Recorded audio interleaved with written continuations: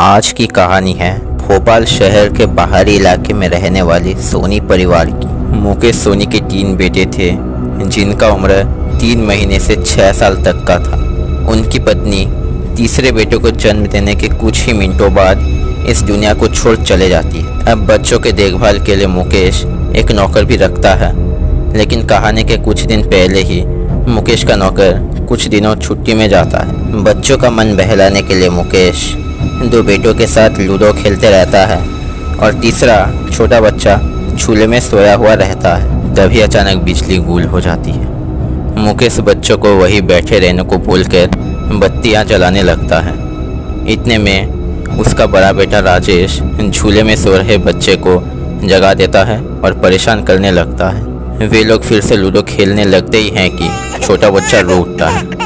मुकेश उसको गोद में लाने के लिए झूले से उठाता है और उसे उठाते समय गलती से बच्चे का हाथ झूले के पास रखे जल रहे बत्ती पर पड़ती है। किसी का भी ध्यान उस तरफ न जाने पर धीरे धीरे वह आग पूरे घर को अपने लपेटे में ले लेता है।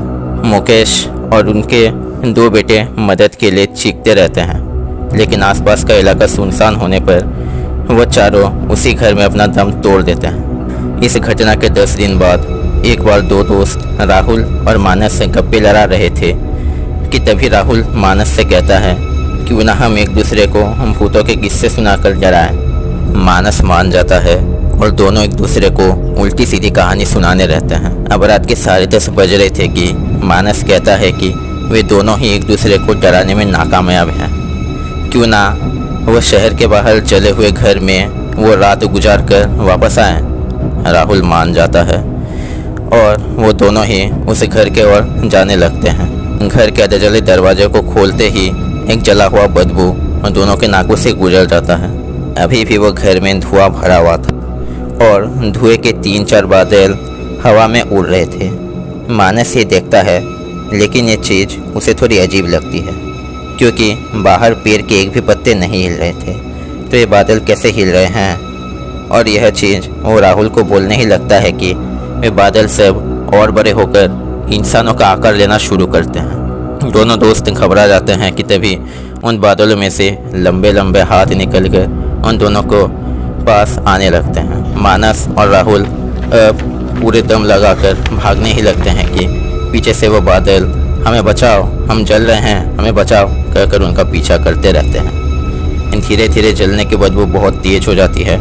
राहुल का घर पास होने के लिए दोनों वहीं जाने लगते हैं।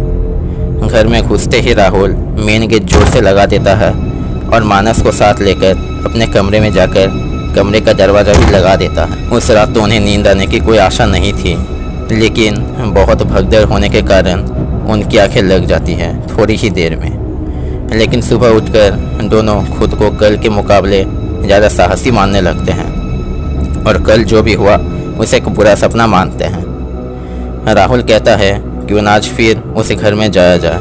मानस पहले तो हिचकिचाता है, लेकिन थोड़ी देर बाद मान भी जाता है और सुबह का ब्रेकफास्ट कर घर से निकलते हैं। राहुल जैसे ही घर का मेन गेट खोलता है तो वो गेट को देखकर डर जाता है, क्योंकि गेट के ऊपरी हिस्से में 2 बड़े बड़े हाथों के पंजों के निशाने थे, जैसे किसी 30 साल के आदमी ने अपने जले हुए हाथों से गेट को धक्का मारा हुआ है। और गेट के नीचे राहुल को और भी हाथों के निशाने दिखते हैं, किसी 4-5 साल के बच्चे के हाथों का पंजा जो कि मदद की पुकार के लिए मारे गए हों। ये देख दोनों के होश उड़ जाते हैं और वो फिर से दोनों घर के अंदर घुसकर कमरा बंद कर देते हैं।